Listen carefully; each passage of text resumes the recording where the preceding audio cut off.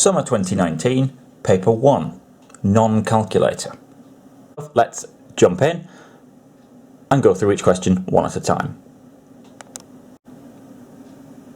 Question 1. Write 180 minutes in hours. Key thing we might want to know is 180 minutes.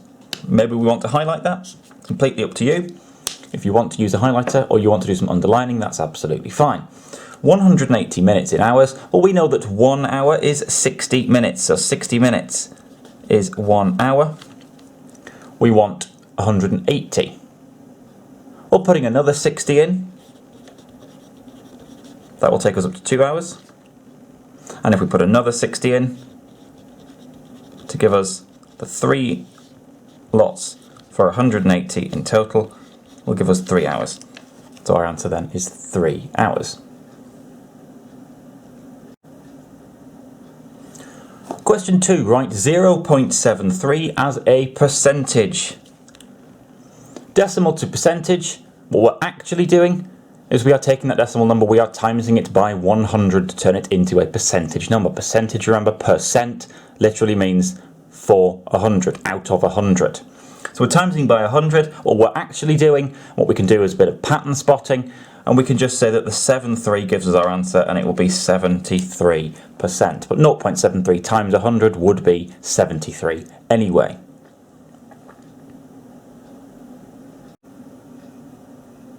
Question 3. Work out 10 times and then 3 plus 5 in brackets. We should immediately think, oh, hang on, it's got brackets in it, it's got a mix of signs, it is a BODMAS question. BODMAS, remember, it might be worth writing this down as well. BODMAS, brackets first. Whenever we come to a question, if there's brackets in it, we deal with those first. O for powers, so that's squareds and cubes and square roots. D for divide. M for multiply. And then add and subtract when we get down to just those in order. So given what we've got, 10 times and then 3 plus 5 in the brackets, we're going to do the bracket first, because that's what we've got. 3 plus the 5 gives us an 8, and the 10 times is still there. 10 times 8 is 80, and that would be our answer overall for 1 mark.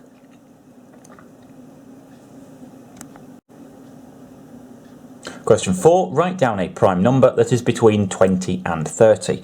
Prime number, remember, 2 things that make a number prime. It has to have exactly 2 different factors, and those factors have to be 1 and the number itself. So we need a number between 20 and 30 that fulfills both of those definition criteria. Well, a prime number can't be even unless it's the number 2, and that's not between 20 and 30, because anything else that's even will divide by 2. It will have a factor that isn't 1 or the number itself. We could go through the odd numbers between 20 and 30. 21, well, 21 won't work because 21 we could have 3 times 7.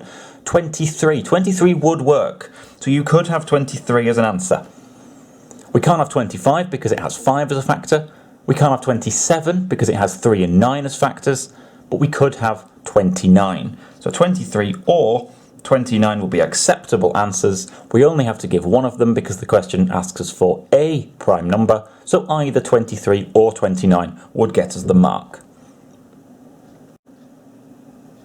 Question 5. Find the number that is exactly halfway between 7 and 15. A couple of different options for doing this. We could, for example, say that 15 take away 7 is 8. So there are 8 jumps between 7 and 15.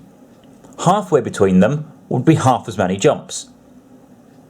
So we would want 4 jumps up from 7 or 4 jumps down from 15.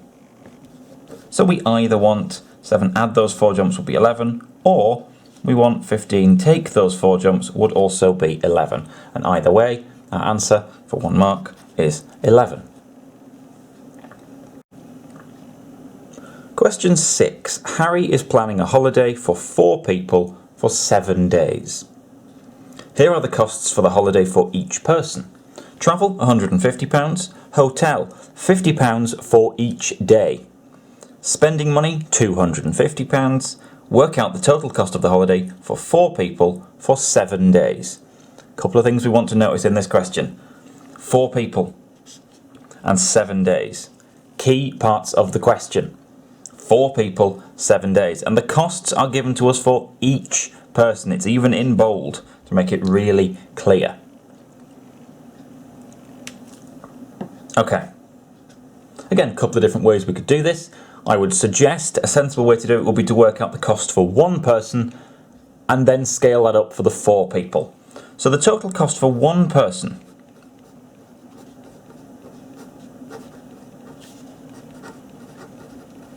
would be £150 plus the £50 for each day. Well, there are 7 days, so we're going to want 7 lots of the 50. £150 plus the 7 lots of the £50 for the hotel, and then add on the £250 spending money. If we add those up, well, that's 150 plus 350 plus 250. We might go off to the side and do that as a bit of column addition. We might just count up on our fingers or on our heads or whatever. How you do it is up to you, but either way, we should come to £750. Well, that's only for 1 person. We need for 4 people. So our step 2 then, total cost for 4 people would be 750 times 4, or 750, add 750, add 750, add 750. However you do it. You might, for example, notice that 2 lots of the 750 add to 1,500, and then double that again. We're going to come to £3,000, and that would be our final answer. 4 marks. For this question, I would suggest that 1 mark comes from the £3,000 answer. 1 mark probably comes from this 350 turning up. 1 mark for adding these up, and 1 mark for timesing by 4.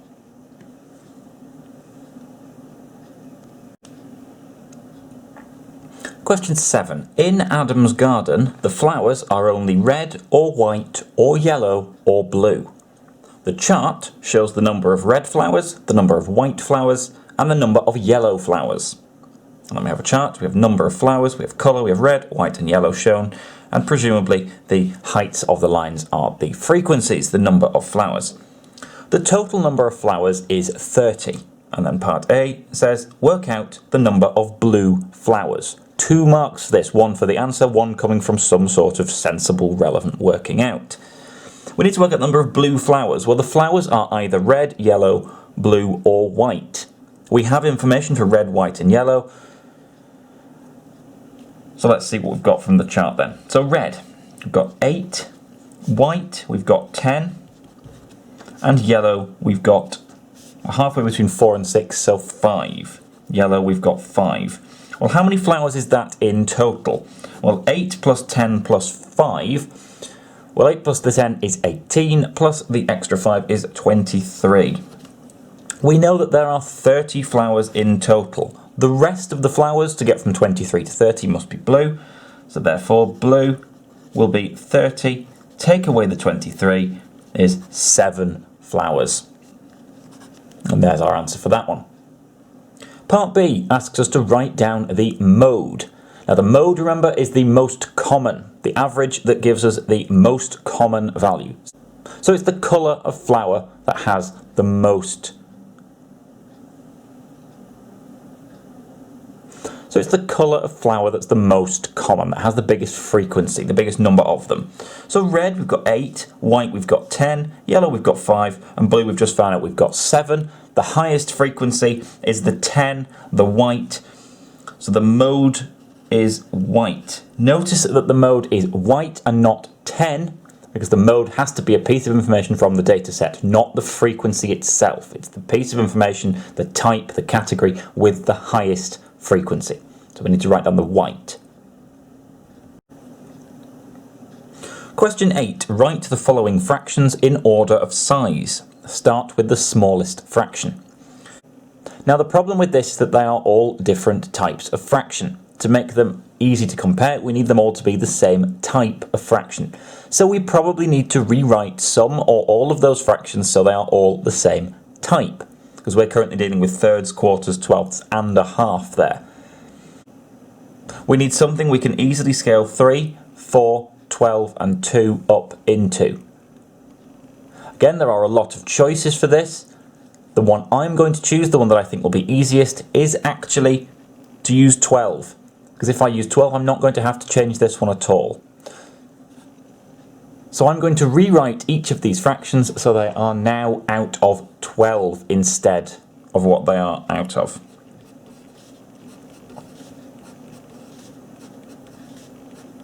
And this one's done for me, because that's going to stay as 7 out of 12. Once I've rewritten them all, they'll all be comparable because they'll all be out of 12, they'll all be the same type of fraction. I can then put them in order of size. Right, I'm going to take them one at a time. I'm going to start with a third, and I'm going to rewrite that so it's out of 12 instead. Well, to get from 3 to 12 on the bottom, I've had to times by 4. If I've times the bottom of the fraction by 4, I have to do exactly the same to the top to keep it the same fraction. I'm writing these as equivalent fractions, remember? Same fraction, same information, just looking a bit different. If I've times by 4 on the bottom, I have to times by 4 on the top. So on the top, I'm going to do 1, I'm going to times it by 4, and I'm going to get 4 out of 12. And that's that one done.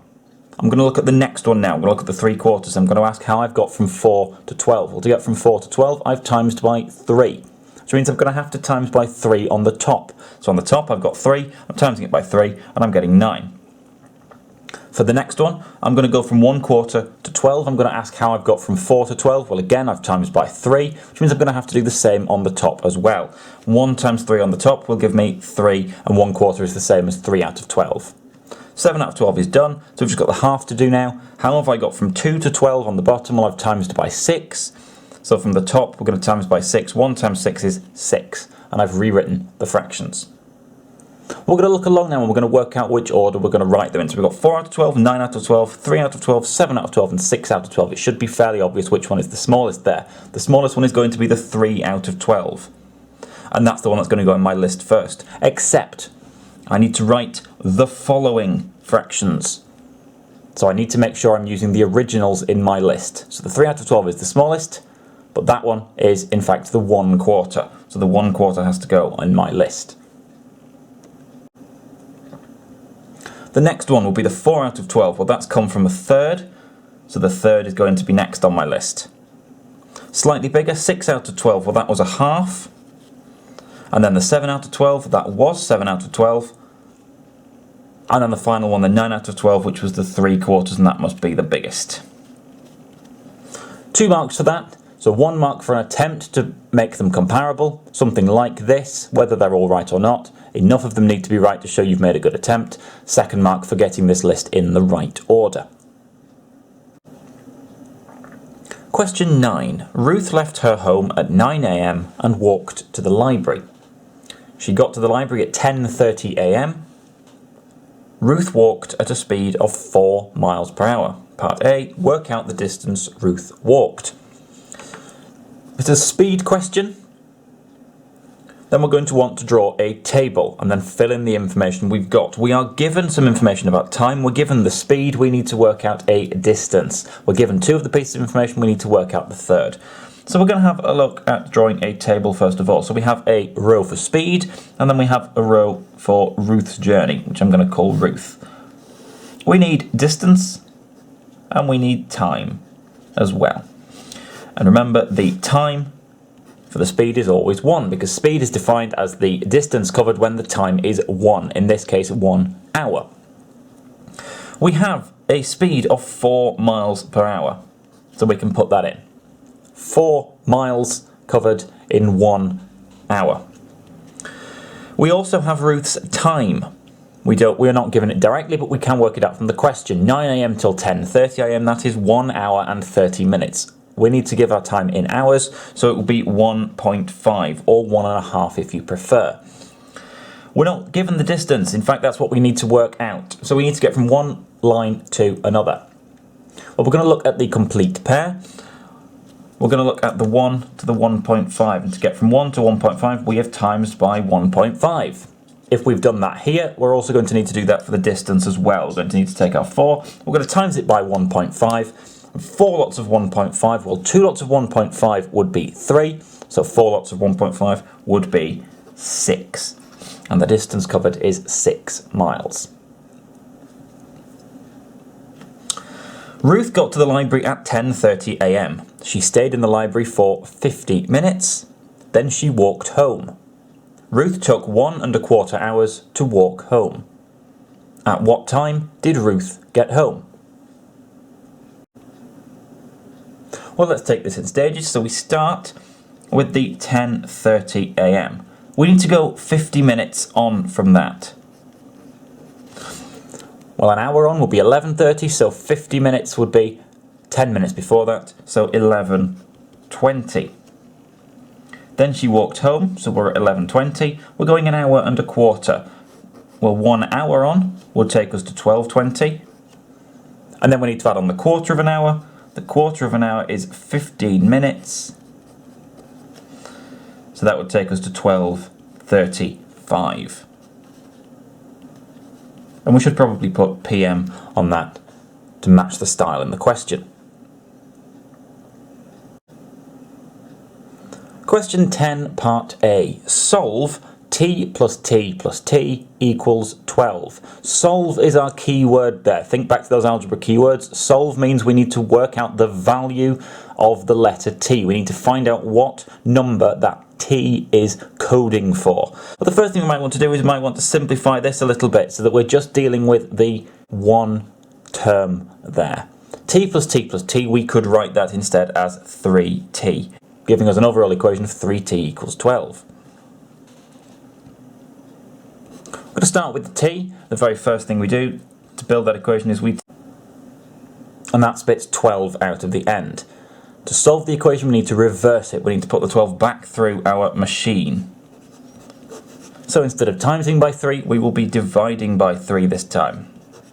12 divided by 3 will spit 4 out of the end, and T equals 4. We should probably check that. 4 plus 4 plus 4 is indeed 12. Part B, solve x minus 2 equals 6. Fairly straightforward function machine. Again, we can start with the x, we can build our machine, we take off 2, and that spits 6 out of the end. Reversing the machine, 6 will go back in. We're going to add on 2. 6 add 2 is 8, and x will equal 8. And indeed, 8 take away 2 is 6. And part C, very classic function machine question this. Solve 6w plus 2 equals 20. So we're going to start with the w, start with that unknown. The very first thing that happens, it becomes a 6w, means it times is by 6. Then we add on the 2, and that spits 20 out the end of the machine. To solve it, again, to find out what the w is coding for, we put the 20 back in and reverse the machine. 20 goes back in. I'm going to take off 2. And then we're going to divide by 6. Well, 20 take 2 is 18, and then 18 divided by 6 is 3, giving us a final answer of w equals 3. And checking that, 6 times 3 is 18, plus the 2 is 20, w equals 3 seems to be correct, because it's the only one that will work. Question 11, work out 74 times 58. Lots of different ways you could do this without a calculator. I'm going to choose to draw the box with the diagonals in. If you prefer a different way, that's absolutely fine. If we're going with the box with the diagonals in though, I need to make my box 2 boxes wide and 2 boxes tall, so I can fit the 7, the 4, the 5 and the 8 on there. I need to put my diagonals in, so I'm going to split each box in half diagonally, bottom left, top right. And I'm going to extend the diagonals beyond the box just to give me some guidelines. If this is what I'm doing, it's the number above and the number to the right, and I'm going to times them together. 7 times 5 is 35. I need to write the 35 in this box so that the tens number goes there and the units number goes there, the 3 and the 5. Similarly here, 4 above and 5 to the side, so that's 20. 7 times 8 is 56, and 4 times 8 is 32. 3 and 2 for 32. I now need to add down the diagonals. I'm going to take each diagonal one at a time. I'm going to add down them. So I'm going to start here with 2. Well, that's just going to give me a 2. Next diagonal, 0 plus 3 plus 6 would be 9. 2 plus 5 plus 5. Well, that's 12, so I need to keep the 2, and then the 1 moves into the next diagonal ready for me to deal with there. So now in this final one we have 3 plus the one we've just put in there gives me a 4, giving me a final answer of 4292. 4,292. 2 marks for this question, 2 for the correct answer from any method, 1 mark if you have a method with the wrong answer. But any method that's valid will get you marks. Question 12. AB and BC are perpendicular lines. And part A says find the value of x. Perpendicular lines, lines that meet at 90 degrees, which means that if these meet at 90 degrees, then this angle here is 90 degrees in total. That is what unlocks the question and lets us find the value of x. Because now we have that 25 plus 25 plus this x will come to 90 degrees. So then x is going to be 90 degrees, take away the 25, take away the 25. Well, 25 and 25 is 50, so we do 90, take away the 50 degrees, will leave us with a 40 degree angle. And looking at that picture, that looks reasonable for that. Notice that we've not measured it, because we are, although we're not necessarily told, we are having to assume that the diagram is not drawn accurately. 40 degrees there though, all because we used the definition of that word perpendicular.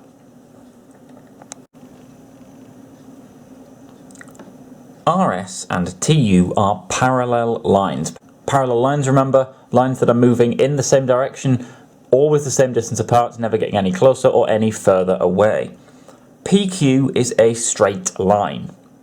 An angle of size 125 degrees is shown on the diagram. B part 1. Write down the letter of one other angle of size 125 degrees. Give a reason for your answer. There are 2 choices that we can make. We could either have angle B. These two are the same size. If we cover up the bottom of this diagram, for example, we notice this X kind of shape here. Highlight to make even more clear. This X kind of shape. If we have that X kind of shape, then we have this setup with opposite angles where these two are the same. A and C are also the same as each other, they are also opposite. So we could have that B is 125 degrees because they are opposite angles.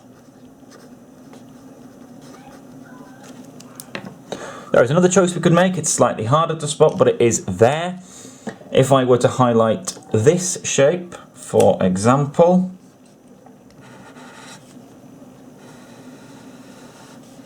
this F kind of shape, then we might start thinking about corresponding angles. Well, this angle here and this angle here are the same points on the 2 parallel lines.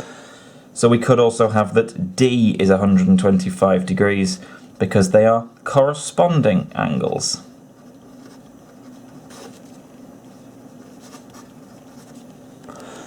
You don't need to give both, you just need to give one or the other. It's whichever one you spot first, because you just need to write down the letter of one other angle. So either B because they are opposite, or D because they are corresponding. The correct reason has to match up to the correct letter. Part 2.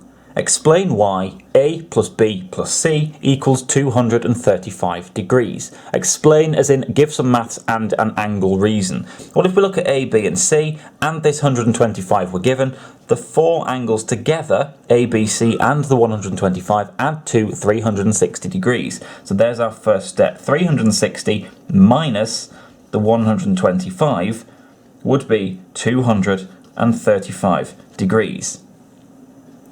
That is where the A plus B plus C comes from. And our reason, angles at a point, quoting that standard reason that we can use, angles at a point add to 360 degrees.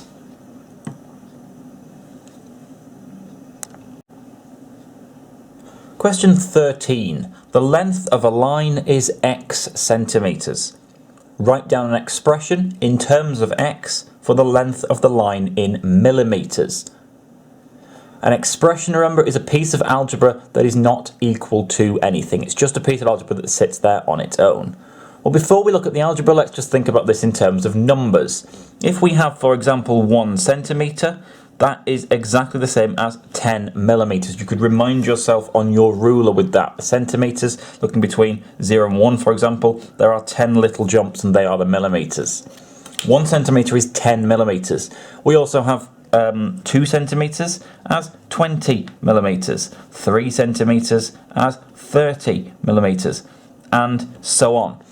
Each time the number of millimetres is 10 times bigger than the number of centimetres. 1 to 10, 2 to 20, 3 to 30, and so on. If the number of millimetres is then 10 times bigger, that tells us what to do with the algebra. So if we then have x centimetres, then our number of millimetres must be 10 times bigger. It must be 10 lots of x, or 10 times x millimetres. And 10 times x, if we write that properly, drop out the times sign, 10x. Question 14, part A. Work out 1/5 of 70. Well, with a fraction, the number on the bottom tells us how many pieces we're splitting something into, and the number on the top tells us how many of those pieces we are looking at. We are splitting our 70 into 5 pieces then.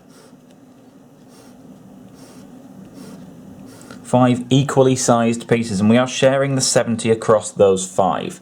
So we are doing 70 divided by 5.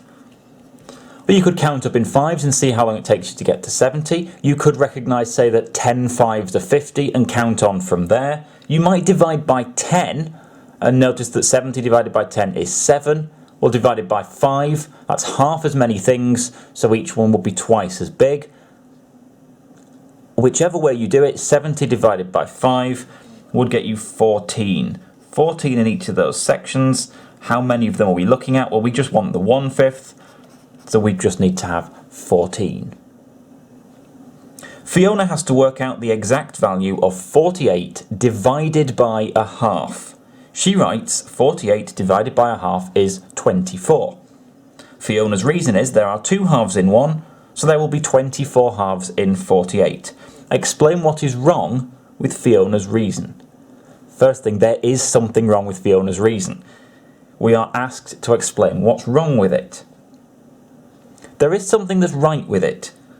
This bit, there are 2 halves in 1. She is absolutely right. There are 2 halves in 1. If we think about 1 there, there's a half and there's a half.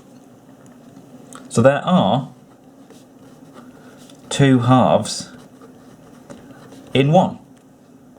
But here's the thing, if we have another one, i.e. 2 overall, there will be another 2 halves. So in 2, we'll have 1, 2, 3, 4. In 3, we'll have 1, 2, 3, 4, 5, 6. In 4, we'll have 1, 2, 3, 4, 5, 6, 7, 8, and so on.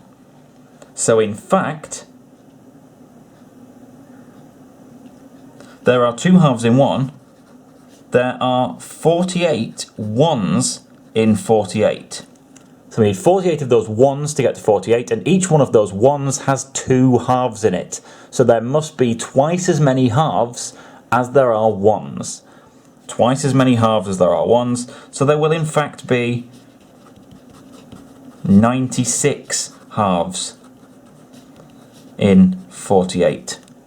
2 for the first one, 2 for the second one, 2 for the third one, 2 for the fourth one, and so on, all the way up to 2 for the 48th one. 2 halves for each one, 48 ones in total, that's 96 halves.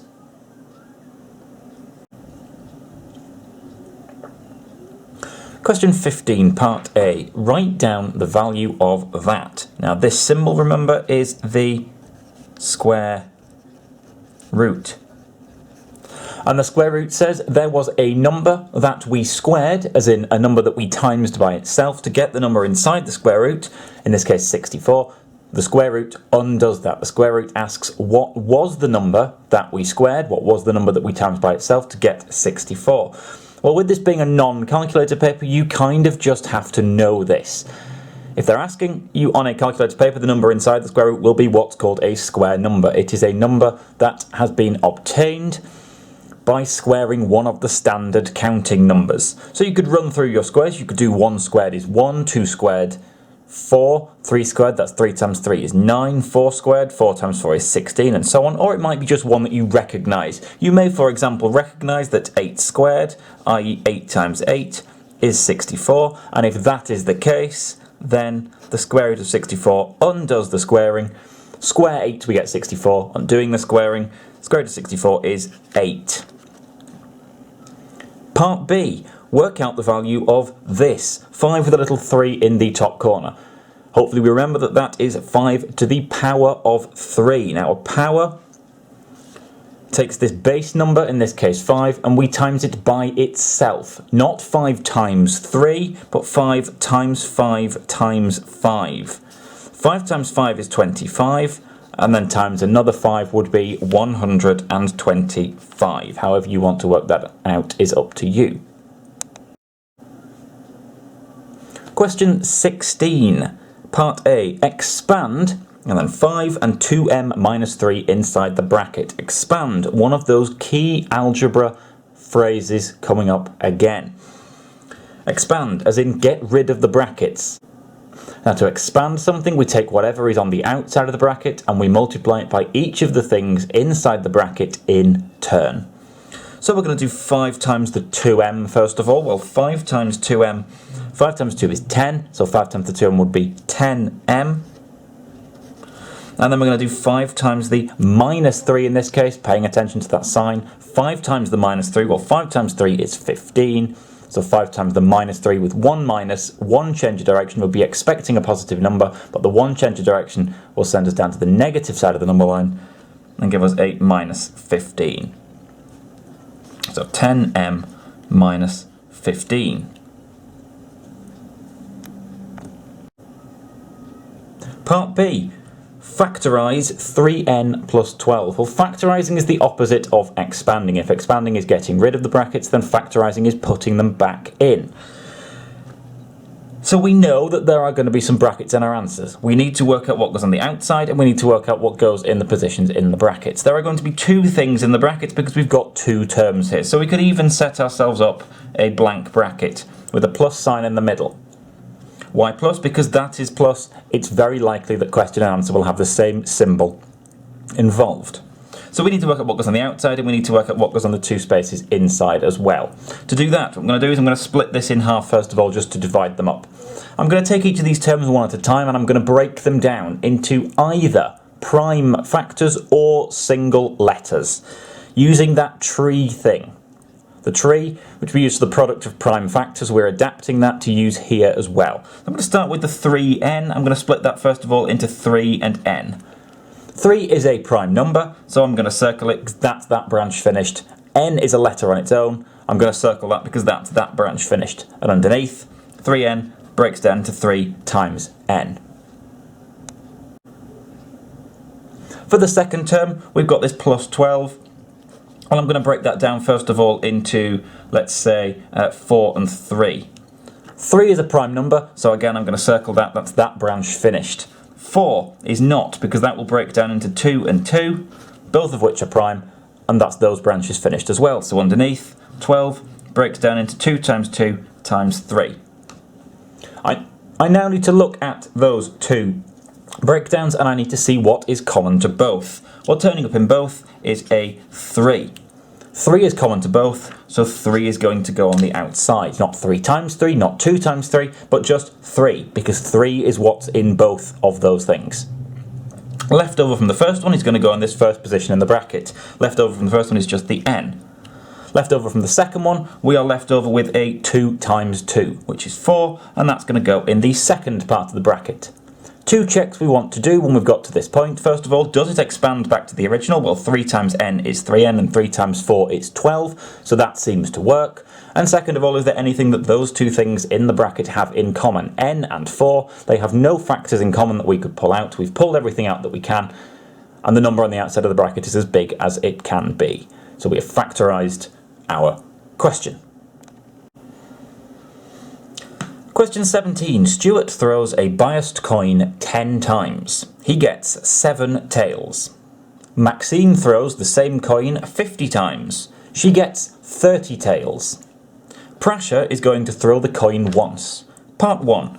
Whose results will give the better estimate for the probability that she will get tails? Stuart's or Maxine's? You must give a reason for your answer. Well, the gist of it is, the better estimate is going to come from the one with the more reliable results. And the more reliable results are going to come from the one that had the most experiments. Think about it, you do something 10 times or you do something 50 times. The 50 times is probably going to give more reliable results because it's based on more data. So for this one, Maxine's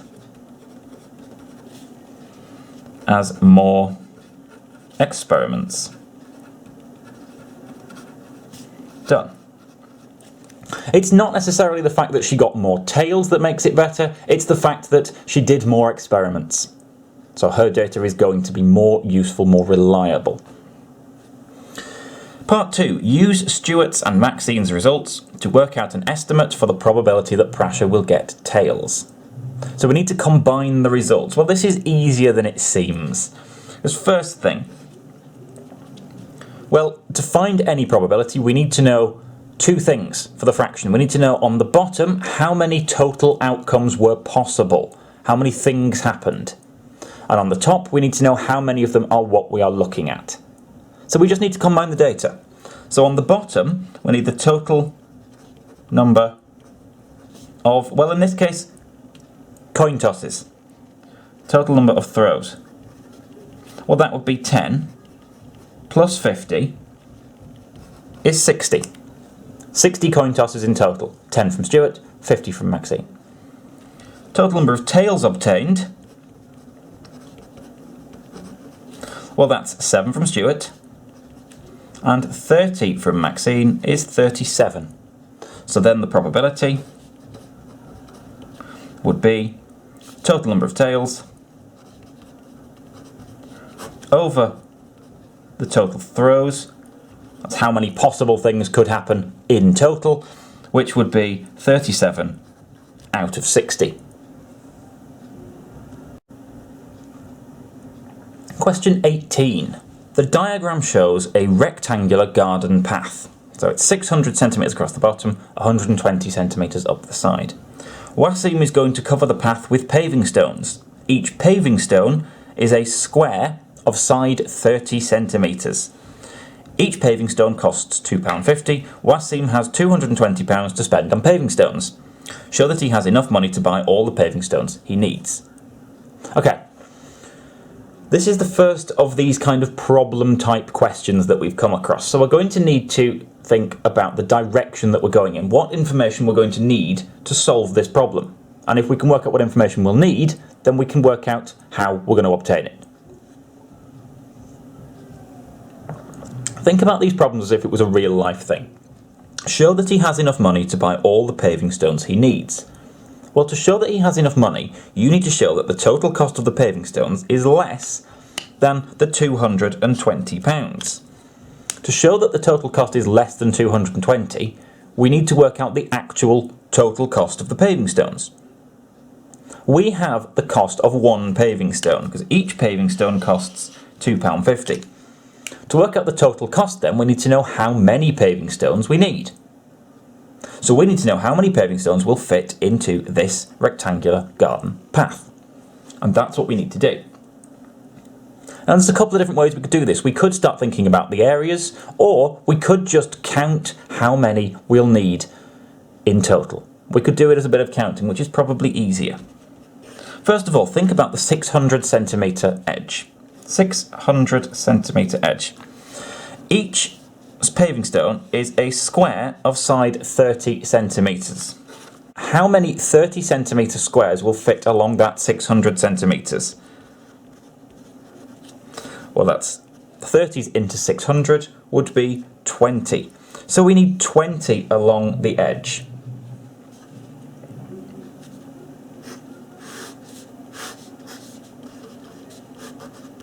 So we need 20 along there. But then how many sets of 20 will we need to cover it? Well, they're 30 centimetres wide, because they are squares. So how many will we need up here? Well, we will need 30, 60, 90, 120. That's 4. 30, 60, 90, 120. So we will need 4 of those. 4 up the side, 20 across the bottom. Well, that means we need 4 lots of 20, or 20 lots of 4 if you prefer, is 80 paving stones. If we need 80, then step 3, the total cost is going to be 80 times the £2.50. However we want to work that out, personal preference, but 80 lots of £2.50 will come to £200.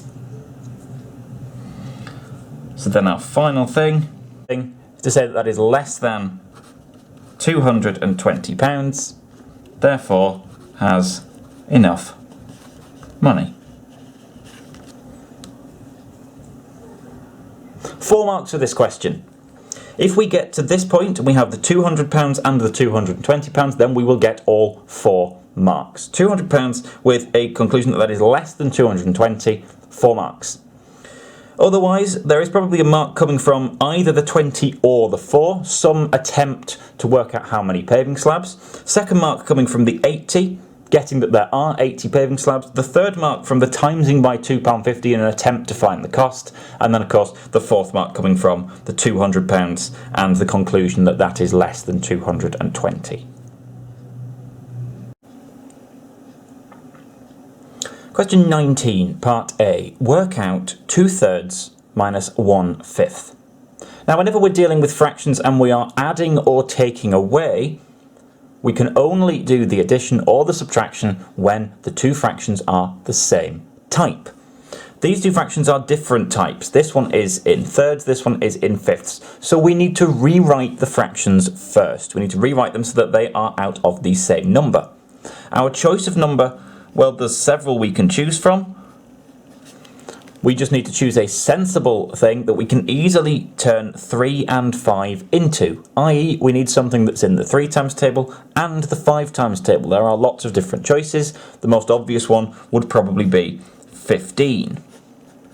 So we are going to, one at a time, rewrite these two fractions so that instead of being out of 3 or 5, they are now both out of 15. Then we can deal with the subtract. One at a time is the key thing, so we're going to focus on the 2/3 first. We're going to ask how we've got from the 3 to the 15. Well, to do that, we have timesed by 5. Now, if we've timesed by 5 on the bottom of the fraction, we have to also do the same on the top. We need to do 2 times 5 on the top to get 10. And 2/3 gets rewritten as 10 out of 15. We've dealt with that fraction now, we can deal with the other one. So we're going to look at the fifth now. We're going to rewrite the fifth as so it's out of 15. How have we got from 5 to 15? Well, we've timesed by 3. And if we've timesed by 3 on the bottom of the fraction, we have to do exactly the same on the top to keep it the same, to keep it equivalent. 1 times 3 on the top will give us 3, and 1/5 gets rewritten as 3 out of 15. We're then going to do the subtract. So we've got 10 out of 15 and we're taking away 3 out of 15. Well, that would leave us with 7 out of 15. We should always ask whether that will cancel down. Is there anything that 7 and 15 will both divide by? Well, 7 is a prime number. So in fact, the only things it will divide by are 1 and 7. 1 isn't going to change anything and 15 won't divide by 7. So 7 out of 15 is in fact the simplest form. 2 marks, 1 for the answer, 1 for some working out. 1 for changing the fractions, for example. 10 out of 15 or 3 out of 15 would get you a mark. Part B, work out 2/3 times 3/4 and then give your answer as a fraction in its simplest form. Big clue with that, it suggests to us that the answer will indeed cancel down. There will be no point them asking it if the answer won't cancel.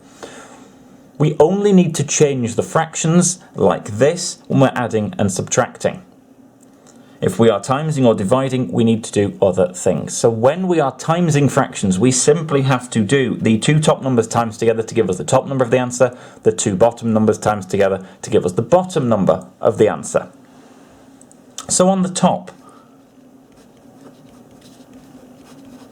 we are going to have 2 times 3 to give us 6, and on the bottom 3 times 4 to give us 12. We then want to cancel that down, so maybe I could divide top and bottom by 2. If I divide top and bottom by 2, I would get 3 out of 6. 3 on the top and 6 on the bottom. I should always check, is that it, or is there anything else they will both divide by? Well, in fact, they will both divide by 3. 3 will go into both of those, so I could divide by 3 on the bottom and divide by 3 on the top, leaving me with 1 on the top and 2 on the bottom, 1/2. And in fact, that is the simplest form. There is no other thing we can do to cancel that down anymore. So our final answer would be 1/2. Getting 6 out of 12 or 3 out of 6 would give you 1 mark. Getting 1/2 would give you 2.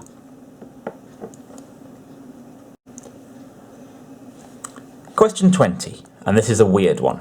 Here are 2 squares, A and B. The length of the side of square A is 50% of the length of the side of square B. Express the area of the shaded region of square A as a percentage of the area of square B. Now, why this is weird, first of all, the language used. It's quite difficult to unpick those 2 sentences there. These 2 here. It's quite difficult to unpick them. They're quite difficult to understand.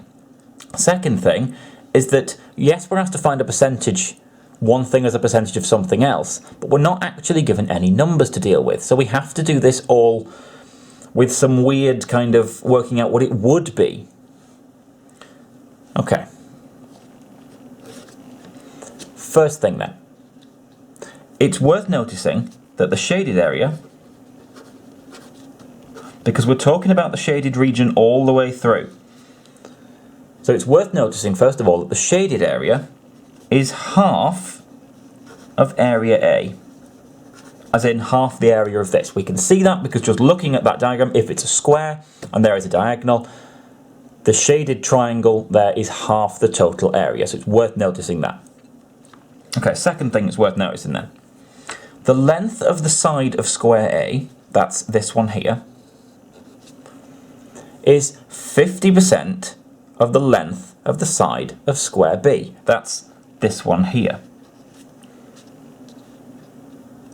But what does that mean in terms of the length? Well, if this is 50% of this is half of this. So it's half of side of B. Well, what that means is 2 of these will fit along here. 2 of these lengths will fit along here. Now bear in mind that this is squares. That means that 2 of these will fit along here. So really, we could take this square A and we could put 4 copies of it inside B. So 4 copies of A will fit in B. 50% the length of B, which means we need 2 of them to cover the length of B. So 2 across and 2 up and down.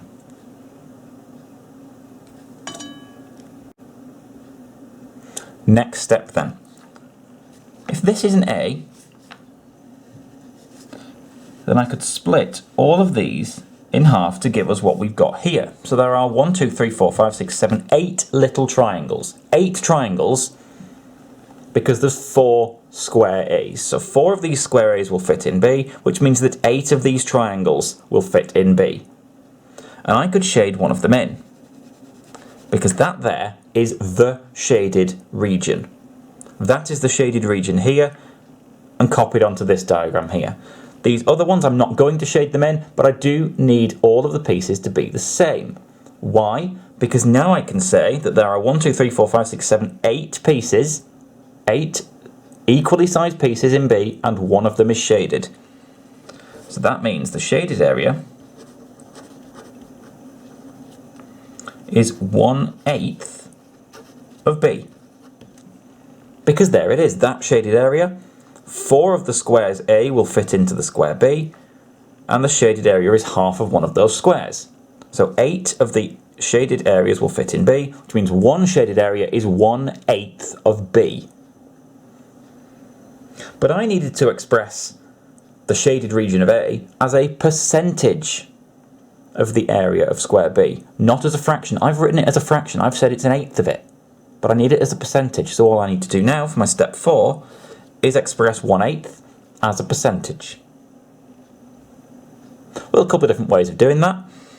I might first of all do something like this. 1/2 is 50%, we know that, that's a nice standard thing. And 1/4 is 25%. Well, if I cut a quarter into 2 pieces, if I halve that quarter, I get 1/8. Quarter is the same as 2/8, bear in mind. So half of that would be 12.5%. We might also, as an aside, you might just know that 1/8 is the same as 0.125, which would then be 12.5%. So either way, 12.5%. A little bit of a weird one, but actually a lot of the difficulty comes in the language used, the way the question is asked, rather than necessarily what we're doing. Question 21. There are 40 students in a class. Each student walks to school, or cycles to school, or gets the bus to school. There are 22 girls in the class. 9 of the girls walk to school, 7 of the boys cycle to school, 6 of the 10 students who get the bus to school are boys. Find the number of these students who walk to school. Okay, perfectly possible to do these sorts of questions and this question with brute force, just working through systematically. Problem is, not many people think in that kind of way. I know I certainly don't. Some people do, and if that's you, then that's fine. Please, by all means, do this brute force. Alternatively, we might recognise that this is one of those questions where we can draw a handy table to organise the information we've got. We've got 2 different types of people. We've got boys and we've got girls. And we've also got 3 different activities that they're doing: walking, cycling, and getting the bus. So we're going to set our table up like this. We're going to have boys, and we're going to have girls, and we're going to have a row for each of them. We're also going to have walk, cycle, and bus. And we're going to have a column for each of them. I'm also going to put a total column on the end. And I'm going to put a row on the bottom for the total as well. So that I can now start filling in the information. I am just going to fill in the information. I'm not going to start trying to work anything out as we go. I'm just going to fill in the information first and then work out the missing numbers. Okay, there are 40 students in a class, so the grand total has to be 40. Each student walks to school or cycles or gets the bus. There are 22 girls in the class, so the total number of girls is 22. 9 of the girls walk to school. So 9 girls walk to school. 7 of the boys cycle to school. So 7 boys cycle. 6 of the 10 students who get the bus to school are boys. So 10 students get the bus in total, and 6 of them are boys. I have filled in all the information given to me in the question. I can now work out the other numbers. A lot of different options with this. Personal preference where you go, but it should all work at the end. I'm going to do this. I'm going to notice that there are 10 students getting the bus. 6 of them are boys, which means there must be 4 girls getting the bus. I'm also going to say 40 students in total, 22 of them are girls, so the total number of boys will be 40, minus the 22 is 18. 7 boys cycling, 6 boys getting the bus, and 18 boys in total. Well, 7 and 6 comes to 13. 18, take away the 13 from there, will leave me with 5 boys walking to school. 5 boys and 9 girls walking, well that's 14 students walking in total. 9 and 4, so 9 girls walking, 4 girls getting the bus. 9 and 4 is 13. I need to get up to 22 girls in total. Well, 13 up to 22 will need an extra 9. So there must be 9 girls cycling. 9 girls cycling, 7 boys cycling. That's 16 students cycling in total. And I should probably check that all 3 of these, which is the only column or row I haven't looked at all, adds up to 40. Well, 14 and 16 comes to 30, plus the 10 will indeed take us to 40. So everything works. We just need to pick out the number from our table that we actually need for our answer. We need to find the number of these students who walk to school. So the total number of students who walk, which is this one here, and our total number of students who walk to school is 14.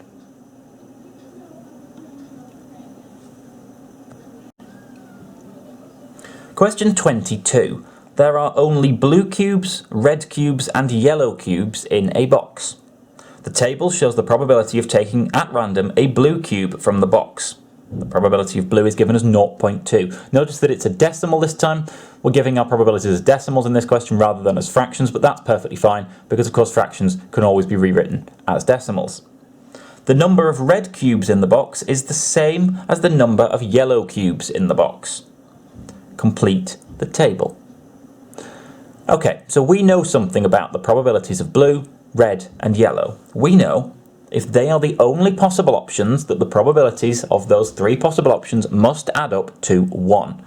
So the probability of blue, I'm using this probability notation, you don't necessarily have to, but I'm going to, so that it keeps it nice and neat and short to write. Probability of blue and the probability of yellow and the probability of red, if we were to add those together, we would get 1. And there's 0.2 of that probability already accounted for. So 1 take away the 0.2 leaves us with 0.8 worth of probability to split between red and yellow. Well, how do we split it between them? We notice this, the number of red cubes in the box is the same as the number of yellow cubes. If the number of red and the number of yellow are the same, then they must be equally likely as each other. The probability, therefore, of a red and the probability of a yellow must be the same. So what we need to do is we take that 0.8, we divide it across the 2, and we get 0.4 for each. And we've completed the table. There are 12 blue cubes in the box. Part B, work out the total number of cubes in the box. Okay. Step 1 then is to notice that if there are 12 cubes that are blue, the 12 blue cubes links to a probability of 0.2. Probability of blue is 0.2, and that links to 12 cubes. The other 2, the red and the yellow, have probabilities of 0.4. They are each then twice as likely as blue. If they are twice as likely, 0.4 compared to 0.2, if they are twice as likely, there must be twice as many cubes. Therefore, the number of red cubes must be twice as many as blue, so 24, and the number of yellow cubes must be twice as likely as blue, so also 24. Double the probability because there's double the number of cubes compared to the blue. Therefore, the total number of cubes must be the blue cubes, the 12, plus the 24 red, plus the 24 yellow. So that's 24 and 24 is 48, plus the 12 is 60 cubes in total.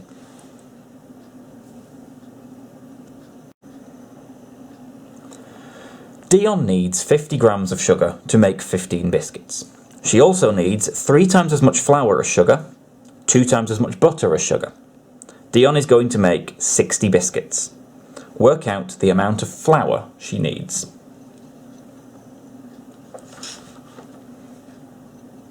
Okay, so we are given information on the sugar for 15 biscuits. Because we know how much sugar, then we can work out how much flour and butter for 15 biscuits. We could then scale it up to 60 biscuits. So, for 15 biscuits, Let's complete the recipe for the 15, and then we can scale it up how many batches we need to make to get up to the 60. So for 15 biscuits, we need 50 grams of sugar. We were told that in the question.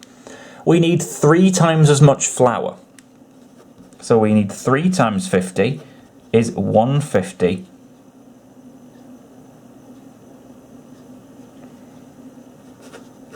of flour.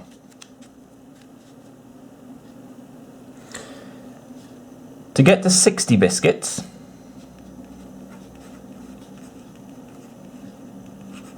well, 15, 30, 45, 60. That's 4 batches.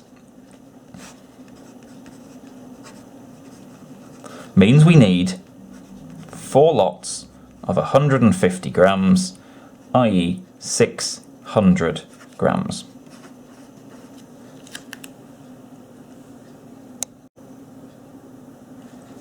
Dion has to buy all the butter she needs to make 60 biscuits.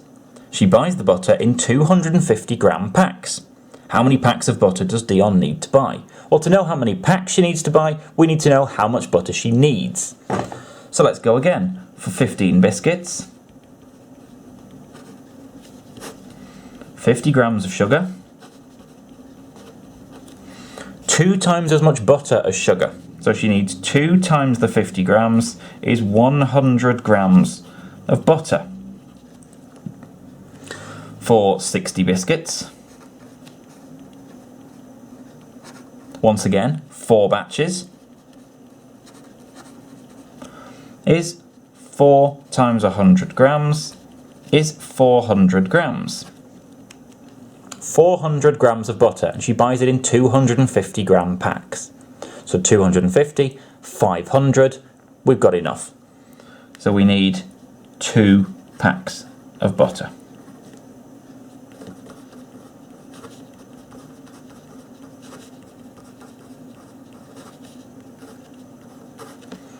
Two packs of butter. Question 24. Find the highest common factor, HCF, of 72 and 90. A reminder first of all on factors. So multiples are the answers to the times tables. Multiples of 5, for example, 5, 10, 15, 20, and so on. Factors then are like the questions, the things something will divide by. Factors of 12 are all the things that 12 will divide by, for example.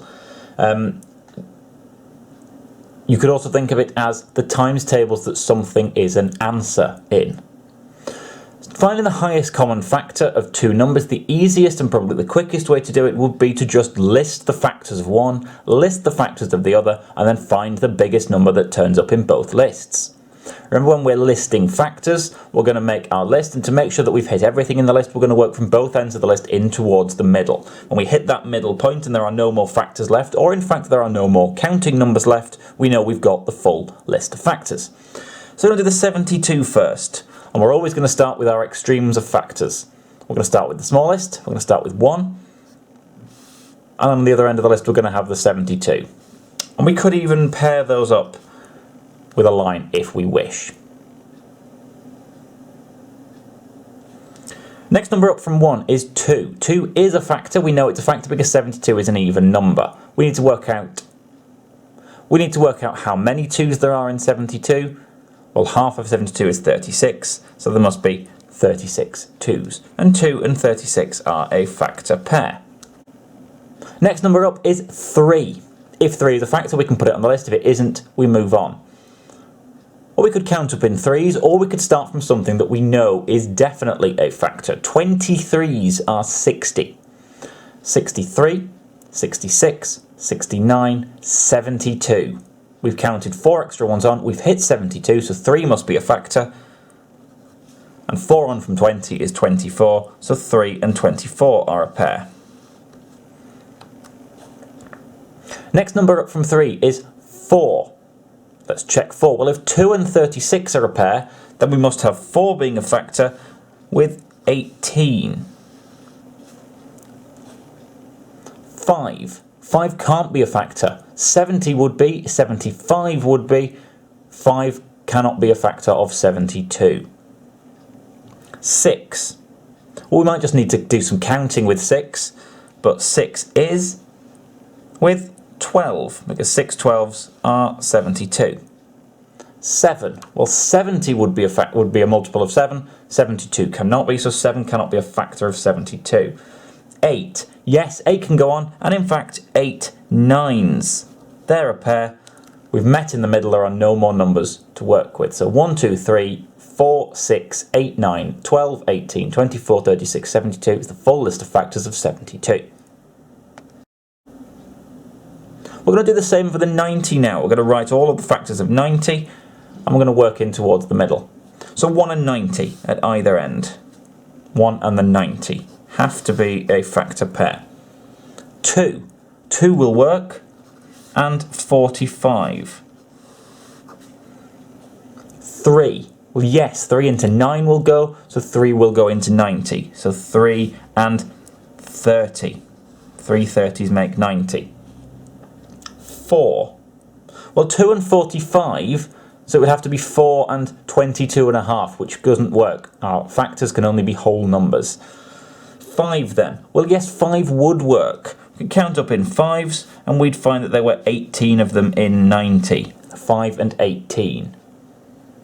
6. Yes, 6 would work. 3 and 30, so 6 and 15, and we're narrowing it down each time. 7, well no, 70, 77, 84, 91, no, okay. 8, well 80, 88, no, okay, so not 90. 9 will work with 10 as its pair, 9 and 10, and we've met in the middle again. All we need to do now is we need to look at our lists and choose the biggest number that's in both, and clearly the biggest number that turns up in both lists is 18, and that would be our answer then. The highest common factor of 72 and 90 is 18. Question 25. The diagram shows the plan, front elevation and side elevation of a solid shape drawn on a centimetre grid. Plan, remember, is the view from above. In the space below, draw a sketch of the solid shape. Give the dimensions of the solid on your sketch. So we need to work out what shape it's going to be. So looking from above, we can see a circle. If we look from above with no points of reference, we can't see that it's a 3D shape. We can see a circle. But if we look from the side, either the side or the front, with no points of reference, no way to see that it's 3D, we would only see a rectangle. If you want to try and picture that shape in your head, and unfortunately the shape we're going to have to draw is a cylinder.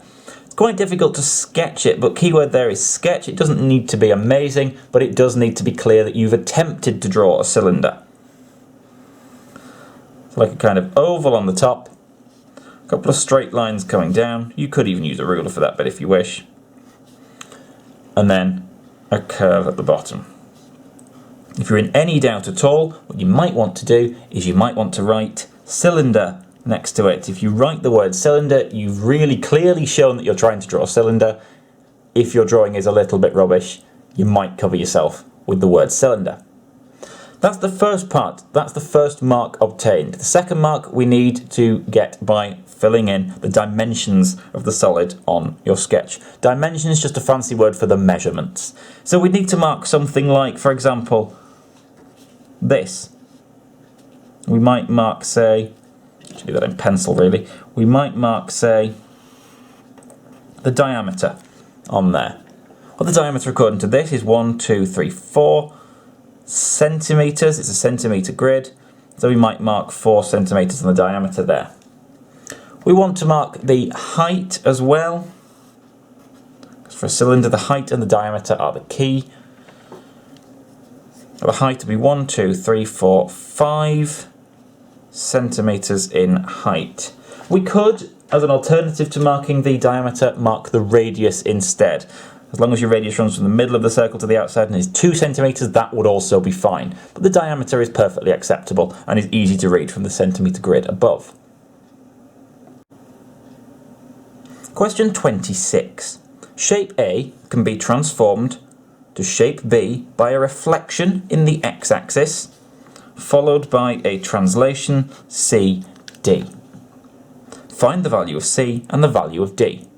Okay, so transformations question. We're going to get our tracing paper to hand, particularly because what happens is we start with shape A, and we're getting from shape A to shape B, and we're told that that happens in 2 steps. We're told that first of all there is a reflection in the x-axis, and then there is a translation, and we need to work out what the translation was. Well, to work out what the translation was, we need to know where the shape was before the translation happened.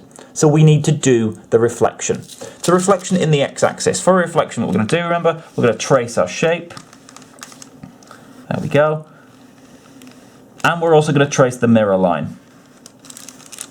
Because our shape, our reflected shape, needs to be the same distance away from the mirror line. So I'm now going to reflect it in the x-axis. This is our x-axis, the horizontal one there. I'm going to flip that over and I'm going to line up, first of all, the mirror lines, and then I'm going to line up the height of the shape so that it's matching up corner to corner. I'm going to put the shape in on my grid there so that I know what I'm looking at. And I'm going to put it in there. I'm going to fill that in properly. So there is our shape after we've reflected but before we've done the translation. We now need to work out what the translation is. So what I'm going to do is I'm going to choose one corner and I'm going to count how far that's gone. I'm going to pick this corner here, any of them will work. And I'm going to get from this corner to the matching one on shape B. And what we've done is we've gone 1, 2, 3, 4, 5, 6 right, and then 1 down. We've gone 6 right and 1 down.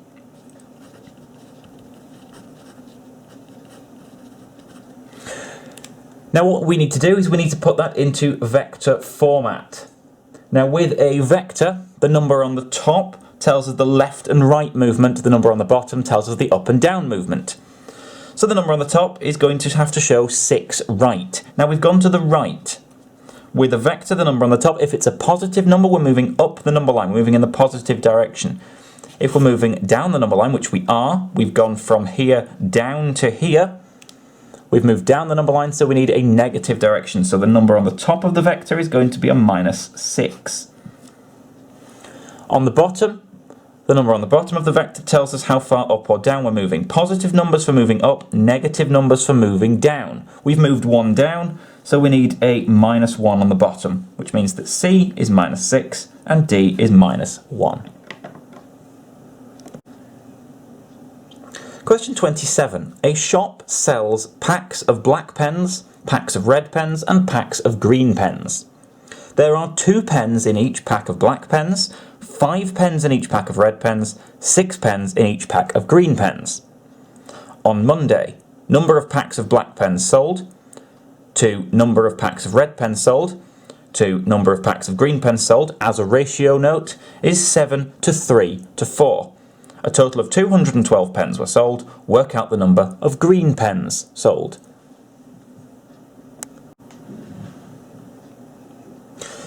Now what this question really amounts to is, there are 212 pens, some of them were black, some of them were red, some of them were green. So what we're really doing is we're going to share 212 into a given ratio. And the ratio we're given in the question is 7 to 3 to 4. So you might be tempted to say, oh well, there's our ratio. We're sharing 212 pens out into 7 to 3 to 4. So to do that, what we do is we start off and we add the different bits of the ratio. Because there's 7 black, 3 red and 4 green. So each time we do this kind of sharing, each time we take out some pens, we're taking out 7 black, 3 red, 4 green, putting them on the table, putting them on the shelves maybe. 7 and 3 and 4, that's 14 pens we're taking out each time. And then you might be tempted to do 212 divided by 14. And you might sit there for a while, non-calculator remember, I'm going to cheat and I'm going to grab my calculator and I'm going to do 212 divided by 14, and I'm going to find that that's 15.14285 and so on. But surely we can't have 15.1 of a pen. Because even when we scale them up, even when we have 7 lots and 3 lots and 4 lots of that, 15.1 pens is not going to scale very nicely. And then we're rounding, and then we're cheating. It's not really working. But surely all the numbers in this question should be whole numbers all the way through, because we're dealing with actual numbers of pens. It's not like with a money question where we can go down into that decimal and it will work. But that's because doing this and jumping in and doing 7 plus 3 plus 4 and dealing with that ratio as it is the wrong thing to do.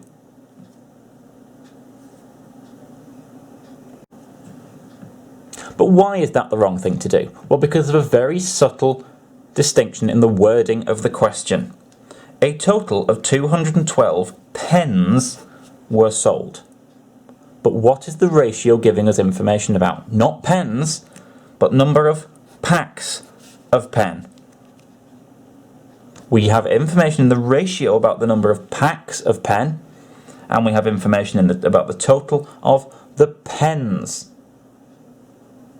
So really, to be able to share that 212 out, we need the ratio to also be talking about pens, not packs. So our first step is to modify the ratio. So the packs, black, red, green, 7 to 3 to 4. That's what we're told. But now let's turn that into pens. There are 2 pens in each pack of black pens, and we sold 7 of them, which means we sold 7 times 2 is 14 black pens. 5 pens in each pack of red pens, and we sold 3. So that's 3 lots of 5 is 15 red pens.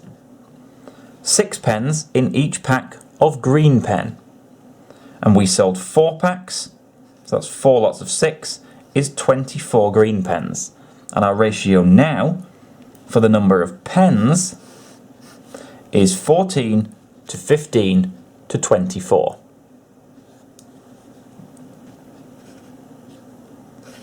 Step 2 then is the question we wanted to do originally. We want to share that 212 in the ratio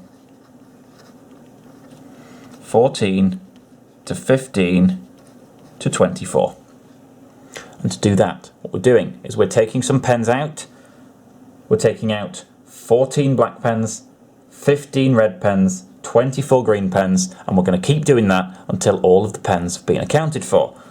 So our first step then, we're taking out 14 and 15 and 24 is 53 pens.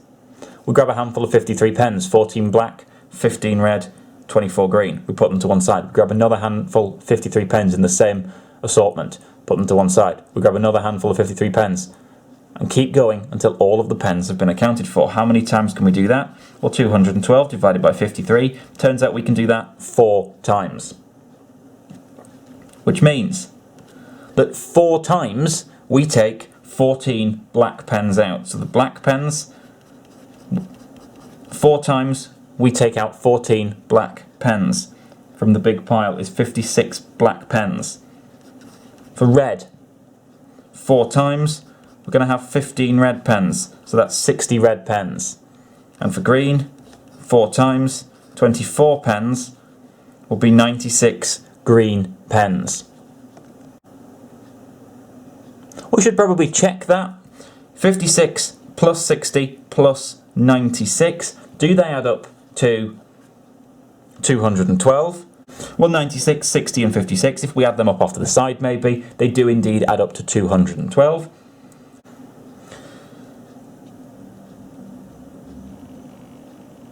We just need to check what the question wanted us to find. Now, the question didn't necessarily need us to find all those 3, although it's good practice too, just to check it all works. The question only wanted the number of green pens that were sold, which was 96. Question 28. Here are 2 rectangles. So we've got A, B, C, D, and we've got P, Q, R, S. We're told that QR is 10 centimetres. We're told that B to C is the same as P to Q. The perimeter of ABCD is 26 centimetres. The area of PQRS is 45 centimetres squared. Find the length of AB. First thing we're going to do, we're going to transfer the information we're given in the question into the diagram. So first of all, we're told that QR is 10 centimetres. So Q to R is 10 centimetres.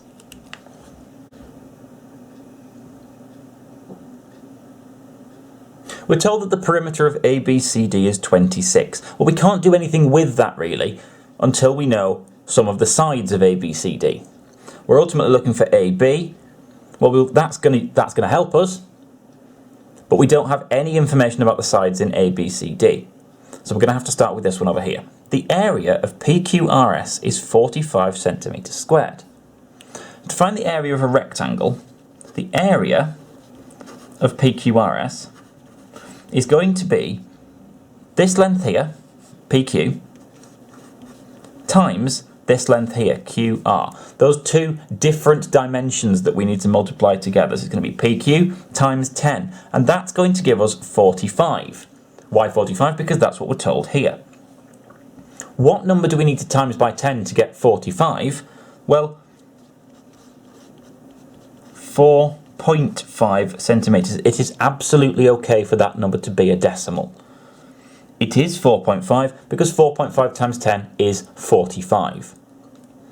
So PQ is 4.5 centimeters. Now we're also told that BC is the same as PQ. So that means that BC is also 4.5 centimeters. Step 2 then. The perimeter of A, B, C, D is 26. Perimeter comes from adding the four sides together. Four sides of the rectangle in this case. We need to add them up. We need to imagine we're starting at a corner and travelling around the four sides. So then we've got AB, however long that is, plus the 4.5 there, plus the CD, plus another 4.5 for the other side D back up to A. And that needs to come to 26. With the 4.5 and the 4.5, that's 9 in total. We could do 26 take away the 9. That will leave us with 17 centimetres worth to split across the other two sides. They're both going to be the same, so we're going to do the 17 divided by 2, giving us 8.5 centimetres for each side. So the length of AB is 8.5.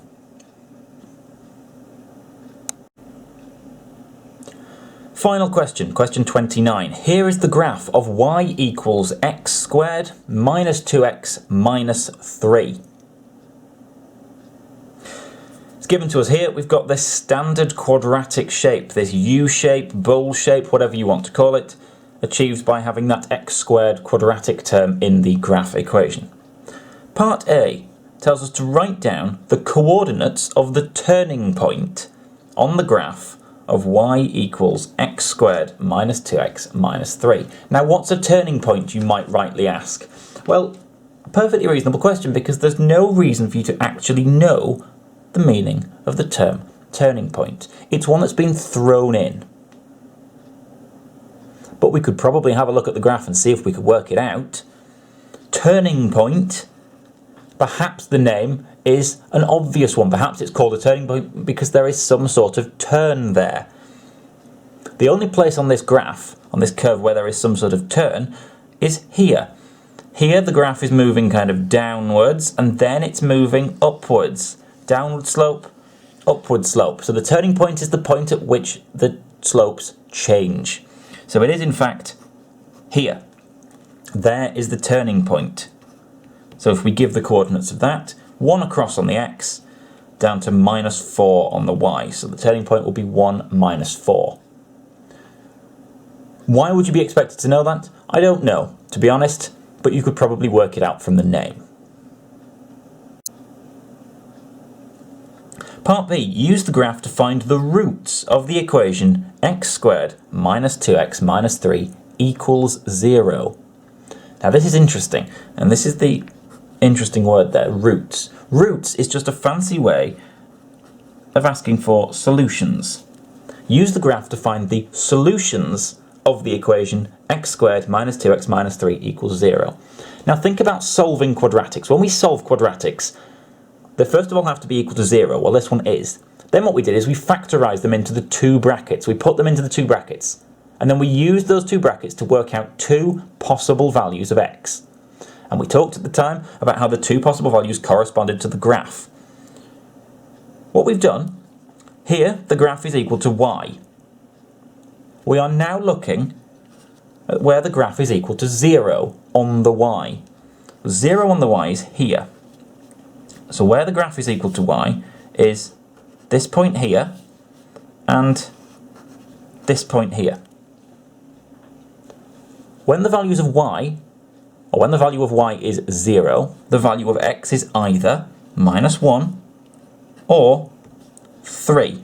And they are the roots, the solutions of the equation x squared minus 2x minus 3 equals 0. Find where the graph is equal to 0 on the y, i.e. where it crosses the x-axis, and read off the two x values there, -1 and 3.